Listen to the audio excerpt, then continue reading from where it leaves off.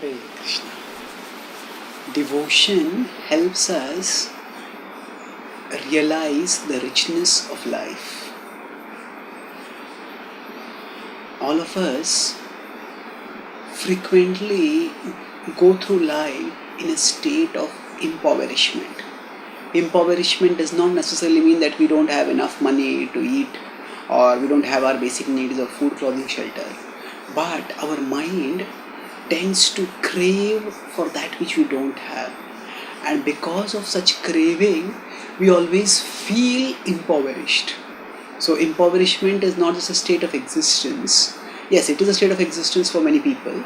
But for far more people, impoverishment is a state of the mind, where what they have never feels enough. And as they go through life always feeling poor. Feeling poor because their vision is caught in what they don't have. Krishna tells in the Bhagavad Gita that santushti, satisfaction, is austerity of the mind. In 17.16 he says, Manah prasada saumyatvam. Manah prasada is satisfaction of the mind. Manah prasada saumyatvam maunam atma vinigraha. So he says, bhava samshuddhirtyetat tapomanasam uchyate. Tapomanasam, the austerity of the mind. And what is the austerity of the mind, he says? Tapomanasam, he says, first he says, manah prasada, cultivating satisfaction of the mind. Saumyatvam, gentleness, softness.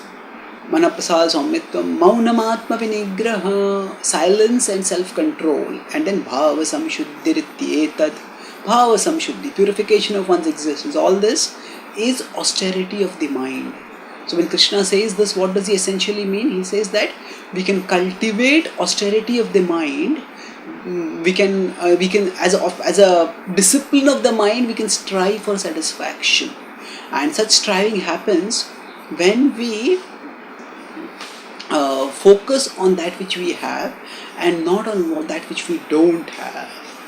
So now what do we actually have with us? Ultimately we have Krishna. He is life's greatest treasure. When our thoughts become focused on Krishna, when we become filled with the desires the aspirations to love and serve Krishna and to remember Him, then we can become perpetually satisfied, because He is the supreme treasure who is always with us. So yam labdva cha param labham manyate nadhikam tataha yasmin sthito dukkhena gurunapi vichalyate. So Krishna says in the Bhagavad Gita, when he's talking about the verses which pertain to samadhi, in 6.22 he says yam labdva, when we become spiritually realized and we get the supreme spiritual vision, at that time yam labdva cha param labham manyate nadhikam tataha, one feels that there is nothing greater than this to be achieved. This is the greatest thing to be achieved, and I have achieved it. That is the perfection of my life. Yasmin sthito na dukkhena gurunapi vichalyate. No matter what one achieves, one does not feel, no matter what problems come in one's life, one does not feel disturbed, because one has got the supreme treasure.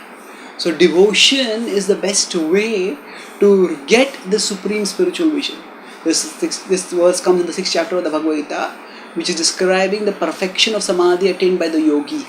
And this chapter culminates in Krishna describing that those who think of Him are the topmost yogis. And then later he says in the 8th chapter also that by thinking about Him, one can easily attain Him.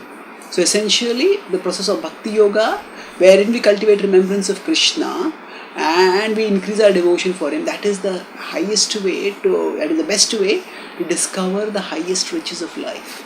And when we have Krishna, that doesn't mean that we don't care for material resources.